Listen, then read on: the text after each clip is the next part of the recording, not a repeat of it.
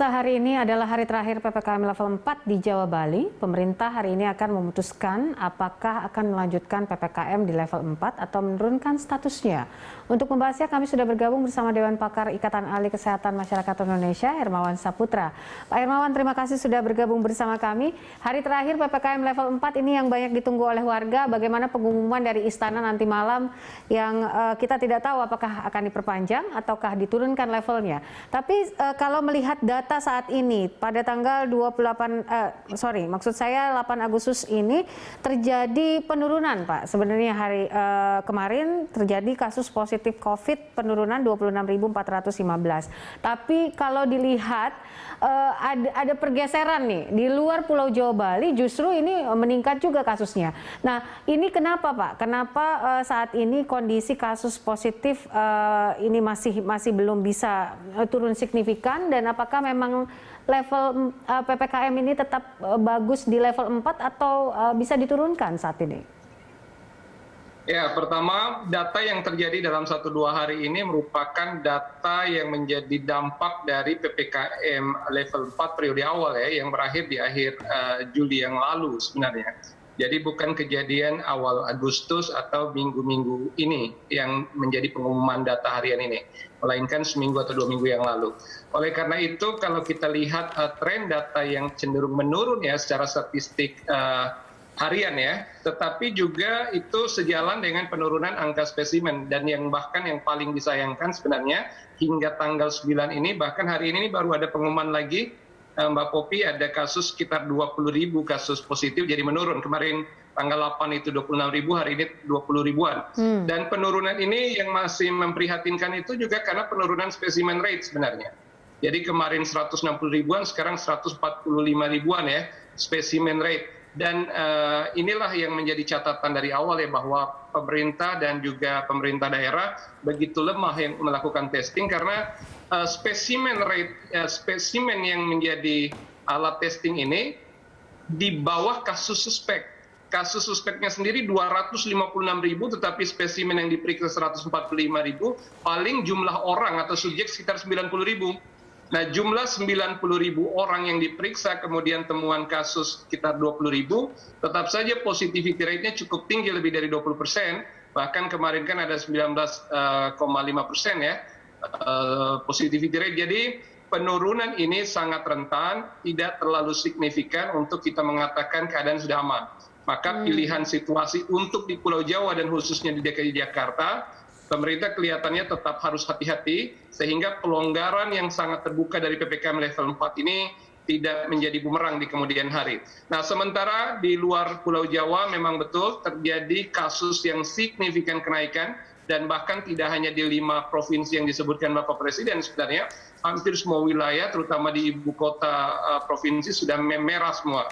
Oleh karenanya patut menjadi agenda besar untuk percepatan pengendalian COVID ini, yang paling penting dalam bentuk konsolidasi, Mbak Popi. Karena di daerah di luar Pulau Jawa itu gap antar pemerintah daerah sangat dalam.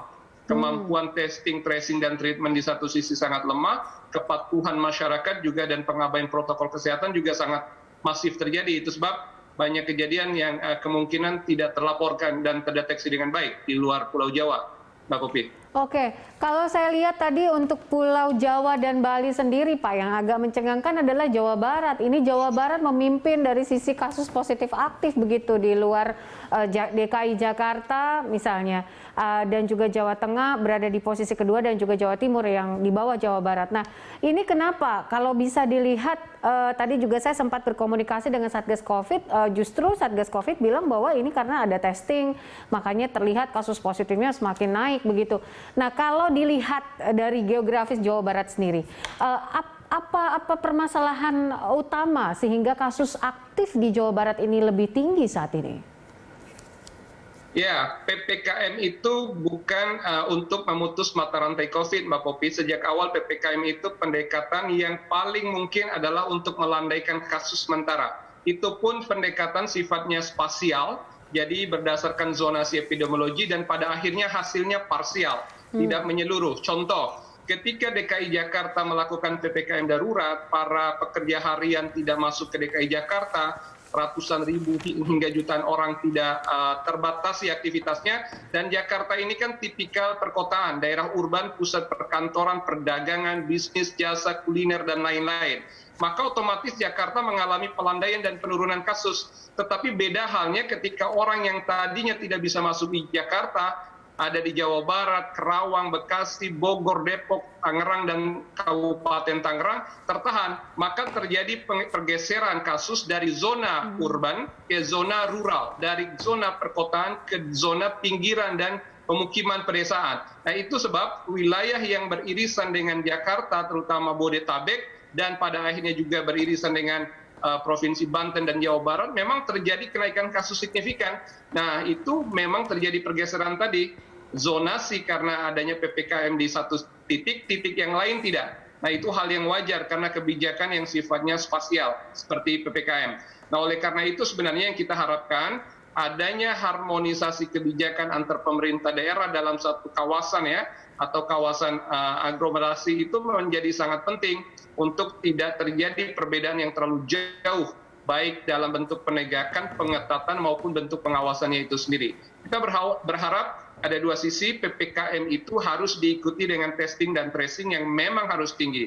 Tetapi kalau kita katakan argumen di Jawa Barat cukup tinggi testing dan tracing, sebenarnya tidak juga. Karena secara kumulatif justru testing dan tracing kita sangat melemah dalam beberapa minggu ini seiring dengan penurunan kasus harian. Ini yang menjadi catatan kita. Baik, pertanyaan besarnya adalah, jadi gimana Pak? Ini bagusnya tetap berada di level 4 atau memang sudah bisa diturunkan atau bagaimana? Akan terjadi kebijakan sedikit relaksasi pelonggaran seperti di DKI Jakarta kelihatannya memang tetap dipertahankan PPKM ini sebagai sebuah kebijakan hanya pada item-item aktivitas sektor yang dibuka, terutama dari esensial ya, kan kita kan membedakan ada sektor kritikal, esensial dan non esensial. Sektor esensial dan juga non esensial mungkin beberapa akan diberi ruang untuk beraktivitas seperti tadinya makan 100% harus take away, kemudian juga pekerja di sektor non esensial 100% WFH gitu ya. Nah, sekarang boleh jadi akan ada relaksasi di kota seperti DKI, tetapi kota-kota penyangga sebenarnya jangan sampai seperti itu. Seperti halnya Bekasi, Bogor, Depok segala macam, itu kasus masih cukup tinggi, maka PPKM level 4 kelihatannya di daerah-daerah seperti itu penyangga yang masih tinggi kasus akan dipertahankan level 4. Nah, konsekuensi yang sangat besar kalau di wilayah seperti DKI Jakarta terlalu terbuka, karena juga akan terjadi fenomena pingpong nanti. Beberapa daerah di Indonesia ini kan baru masuk ke cycle atau periode massive transmission tahap pertama nih, sebenarnya Mbak Popi. Sementara di Jawa umumnya masuk cycle kedua, dan di wilayah Bodetabek, DKI Jakarta, itu cycle ketiga justru. Nah, cycle ini bukan bermakna gelombang, tetapi periode terjadinya kasus yang betul-betul padat gitu ya. Sehingga kehati-hatian untuk dikedepankan di masa mendatang ini kebijakan yang cukup ketat tetap akan menjadi pilihan, walaupun ada relaksasi aktivitas secara ekonomi. Ini yang akan terjadi, kira-kira demikian, Mbak Popi. Baik, Pak Hermawan, terima kasih untuk informasi dan juga diskusinya sore ini bersama kami. Tetap sehat selalu dan sampai jumpa, Pak. Selamat sore. Sampai jumpa, selamat sore, sehat selalu. Pemirsa